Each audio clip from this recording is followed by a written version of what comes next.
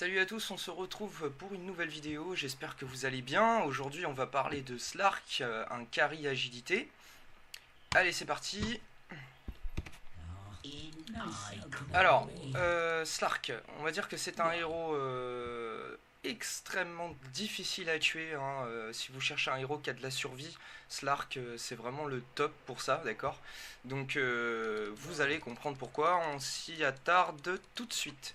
Alors, son premier sort, Dark Pact. Alors qu'est-ce que c'est? En fait, le Slark va activer un petit sort qui va prendre un certain temps à se déclencher et qui va créer un cercle violet autour de lui. Tous les ennemis dans le cercle violet vont prendre énormément de dégâts. Cependant, le Slark va perdre un peu de vie, d'accord. Donc voilà. Le Slark en fait va perdre 50% des dégâts qu'il inflige. Et ça va également le debuff, c'est-à-dire que ça va lui enlever tous les problèmes qu'on lui a infligés, les ralentissements, si on lui a mis des dégâts dans le temps, des dégâts de brûlure, des choses comme ça. Et si vous avez le réflexe d'activer le sort avant de prendre un stun, un étourdissement, et ben une fois que le sort va sortir, il va vous enlever l'étourdissement. Enfin, ça vous enlève tout, d'accord. Donc Dark Pact, voilà. Et ça inflige quand même jusqu'à 300 de dommages, donc c'est quand même vachement sympa. Deuxième sort, Pounce. Alors ça c'est un saut, c'est un escape du Slark. Alors en fait, vous pouvez vous en servir soit de façon agressive, soit de façon défensive. C'est-à-dire que vous pouvez vous en servir pour engager quelqu'un, dans le cas où vous sautez sur une personne et que vous arrivez bien à le cibler et à bien sauter sur lui, vous allez l'agripper au sol pendant un certain temps, et ça va lui infliger jusqu'à 200 de dégâts. Si vous le faites dans le vide, votre personnage va juste sauter et s'enfuir dans la direction où il regardait au moment où vous utilisez le sort. Voilà. Troisième sort, c'est un passif Essence Shift. Qu'est-ce que c'est? Eh ben c'est simple.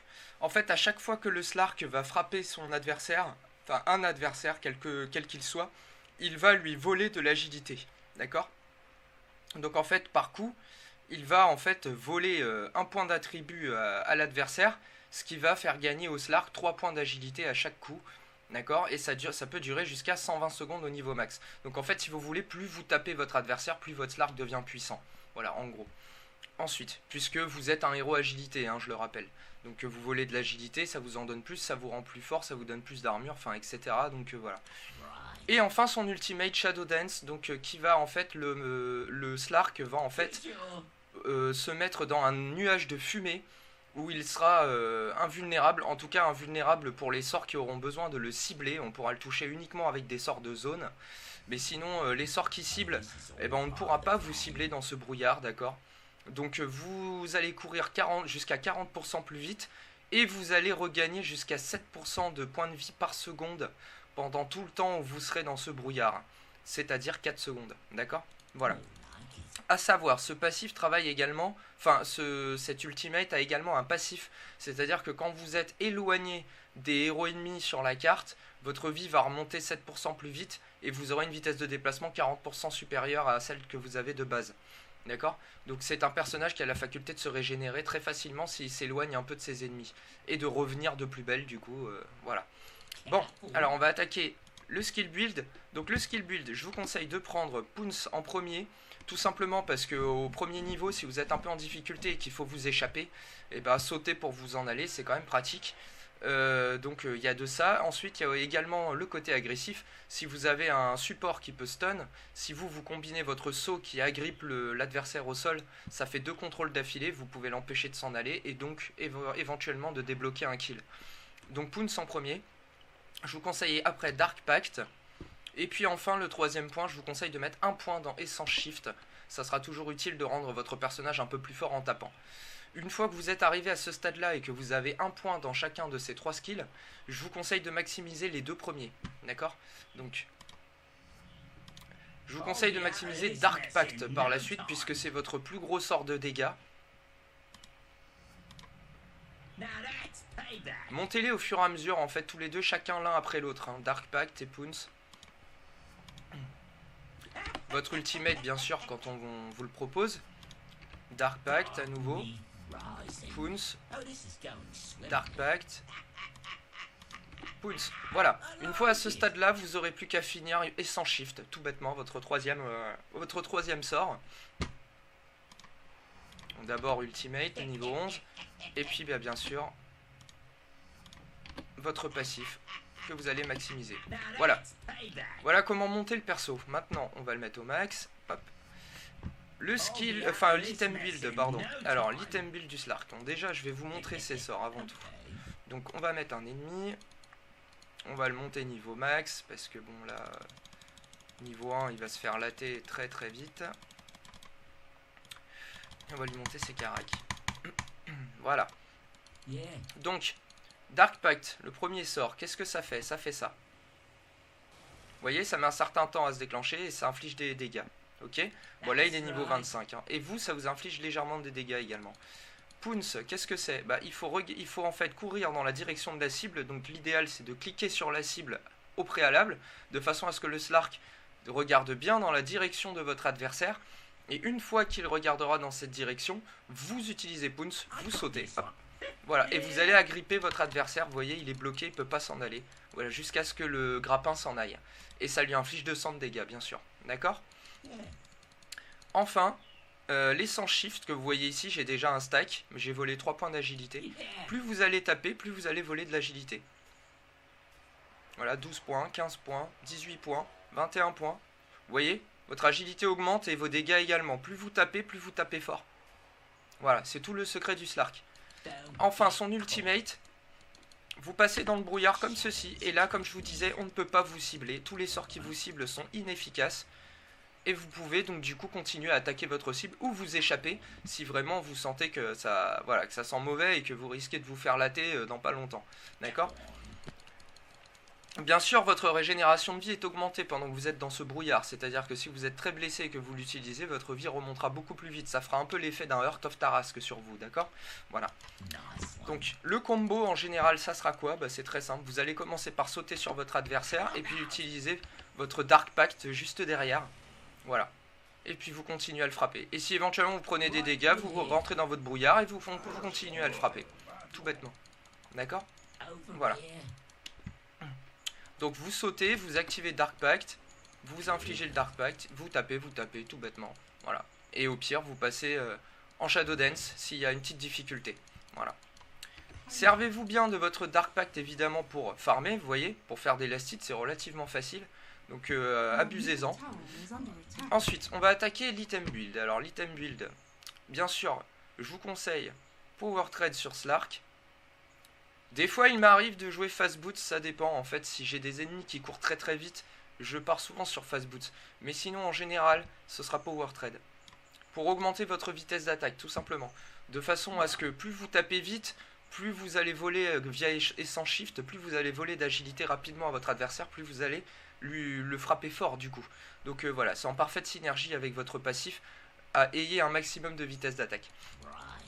Ensuite, si en face vous n'avez pas de Slardar et vous n'avez pas de Bounty Hunter qui peuvent vous track et voir les unités invisibles, je vous conseille de partir sur Shadowblade. D'accord? Pour engager par surprise un adversaire, c'est parfait. Vous mettrez un adversaire, vous arrivez en Shadowblade, donc il ne vous verra pas arriver. Vous sautez sur lui et Shadow Dance, et voilà. D'accord? Ce sera pour l'effet de surprise. Cependant, je tiens quand même à le dire, s'il y a des gens qui peuvent vous track et voir les unités invisibles en face, votre Shadowblade, laissez tomber, ça sert à rien, d'accord? C'est vraiment une perte de temps de partir sur Shadowblade si vous pouvez vous faire track. Donc partez plutôt dans ce cas-là sur Sanjay Yasha. Ça vous apportera une très bonne synergie avec votre vitesse de déplacement et votre vitesse d'attaque. Yasha augmente votre vitesse d'attaque, donc vous tapez encore plus vite, donc vous volez encore plus d'agilité, donc vous tapez encore plus fort. Sanj va vous donner plus de vie, donc un peu de survivabilité, et surtout quand vous allez taper votre cible, elle va la faire saigner, elle va la faire rentrer en état d'hémorragie, ce qui va la ralentir, donc elle aura du mal à s'échapper. Donc vous voyez quand même la vitesse de déplacement du Slark qui est vachement élevée, d'accord? Donc voilà, donc là franchement, si vous tapez plus vite, vous courez plus vite, et qu'en plus la cible est ralentie, elle a vraiment aucune chance de s'en sortir, hein. D'accord? Donc voilà. Bon, on va partir dans un build où il n'y a pas de gens pour vous traquer. Donc dans ce cas-là, ça sera Shadowblade. S'il y a des gens pour vous traquer, n'oubliez pas, remplacez-la par Sanjay Yasha. Donc une fois que vous avez votre Shadow Blade, je vous conseille rapidement de partir sur un objet qui vous rendra suffisamment tanky, c'est-à-dire assez résistant, ce qui va être ça va être l'Eye of Skadi, qui va faire à peu près le même effet que la Sange, sauf qu'il fait pas saigner, il inflige des dégâts de froid. Ça va ralentir la cible et l'empêcher de s'en aller. Ça vous donne un maximum de vie, un maximum de mana, et surtout énormément de caractéristiques, donc de la vitesse d'attaque, de l'armure, etc. D'accord? En plus de ralentir votre cible. Donc l'Eye of Skadi vous rendra vraiment résistant et très désagréable à tuer. Donc je vous le conseille très très fortement. Ensuite, une fois l'Eye of Skadi, une fois que vous avez l'Eye of Skadi, bon évidemment ça c'est dans le cas où on va dire votre game se passe bien, d'accord? Vous arrivez à avoir beaucoup de farm, etc. Partez sur Skadi en premier. Ensuite, enfin après votre Shadow Blade bien sûr. Je vous conseille de partir sur un Skull Basher pour avoir une chance d'assommer votre adversaire quand vous le frappez. Ça le mettra encore plus en difficulté pour s'enfuir, d'accord? Donc là il aura vraiment aucune chance de s'en aller. On va mettre un niveau 25 juste pour que vous voyez à peu près l'effet que ça fait, rien qu'avec les 3 objets que j'ai, hein, la Shadow Blade, le Skull Basher et le Skadi. Voilà, bon, on va supprimer ces creeps là parce qu'ils m'embêtent. Voilà. Ok, donc allons-y. Donc là, on arrive en Shadow Blade. Vous sautez dessus, vous le frappez. Et là, regardez, il prend quand même énormément de dégâts. Hein. Vous voyez? Et là, j'ai déjà plus 19, donc j'ai volé 57 d'agilité. Vous êtes déjà rendu à 196 de dégâts. Donc je sais pas si vous voyez le truc, ça fait vraiment extrêmement mal. Hein. Voilà. Une fois le Skull Basher acquis, vous aurez peut-être besoin de... Enfin, même pas peut-être, je vous conseille fortement de prendre un BKB. Parce que vous serez certainement la cible de pas mal de sorts. Ça va être un gros problème, donc pour vous protéger des sorts, n'oubliez pas d'utiliser votre BKB. D'accord? Ensuite, améliorez votre Skull Basher en Abyssal Blade. Voilà. Comme ça, vous pourrez stun volontairement votre adversaire et ça vous donne un maximum de dégâts. Ok? Et enfin, pour finir, le dernier objet, j'ai envie de dire, toujours pareil, il est un peu situationnel. Si vous avez vraiment besoin d'esquive, parce que vous prenez trop de dégâts, partez sur une Butterfly. Elle vous donnera de l'esquive, beaucoup d'agilité, vous allez taper plus vite, encore plus fort, vous aurez de l'esquive et vous avez un petit buff de vitesse de déplacement. Si vous cliquez dessus, vous allez encore plus vite. Donc ça peut être tout bénef. Sinon, rien de vous... Pardon. Si vous n'avez pas l'argent pour une Butterfly, rien ne vous empêche de quand même prendre la Sanjay Yasha, dont on a parlé au début, d'accord? Tous les bonus seront de toute façon d'une bonne utilité hein, sur votre personnage. Vous pourrez également améliorer votre Shadow Blade en Silver Age. D'accord? Voilà, ça vous donnera des dommages supplémentaires sur votre premier coup, plus de vitesse d'attaque, plus de dégâts de base donnés par l'objet. Pourquoi pas? Si la Sanjay Yasha ne vous correspond pas, et que vous avez par exemple un ennemi qui a beaucoup d'esquive en face de vous, n'oubliez jamais cet objet. Prenez Monkey King Bar si vous voulez ne pas la rater et la toucher à chaque coup, c'est vraiment le secret. Contre une fantôme assassin, contre une Wind Ranger, etc. etc. N'hésitez pas, partez sur Monkey King Bar de façon à la toucher le plus souvent possible. D'accord? Voilà. Voilà, comme je vous dis, le dernier objet, hein, donc soit Butterfly, soit Monkey King Bar. Si vous êtes... L'Eye of Skadi vous rend déjà tanky, un Heart of Tarrasque, bon c'est faisable, mais alors faut vraiment que vous preniez énormément de dégâts, hein, parce que déjà avec Skadi, avant de vous tuer, si vous jouez correctement, ça va être très compliqué pour l'adversaire. Sinon vous pourrez partir sur un Moonshard qui va augmenter votre vitesse d'attaque, ce qui fera que vous allez taper extrêmement vite et gagner du coup plus d'agilité et taper plus fort. Vous aurez la possibilité également de partir, sinon, dans le même objectif sur une Asso Cuirasse. Ça vous donne de l'attaque speed, ça enlève de l'armure, c'est tout bénef. Le Mjolnir c'est pareil, ça vous donne beaucoup d'attaque speed, mais en plus de ça, il y a une chance qu'un éclair proc et vous aide à faire des dégâts supplémentaires. Ensuite moi, ma petite préférence, et c'est pas conseillé, j'ai tendance à partir sur Daedalus. Voilà, pour faire des coups critiques. Une fois rendu à ce stade, le personnage a quand même beaucoup de vitesse d'attaque, il a des caractéristiques extrêmement élevées, il est tanky. Pour moi maintenant le Slark c'est un carry, il faut qu'il fasse très mal. Donc j'aurais tendance plutôt à partir sur une Daedalus pour finir. Pour la simple et bonne raison, vous allez voir, donc le axe qui est un tank, on va le mettre niveau max, et vous allez voir qu'il va pas tenir très très longtemps. Parce que la Daedalus, bah ça fait mal.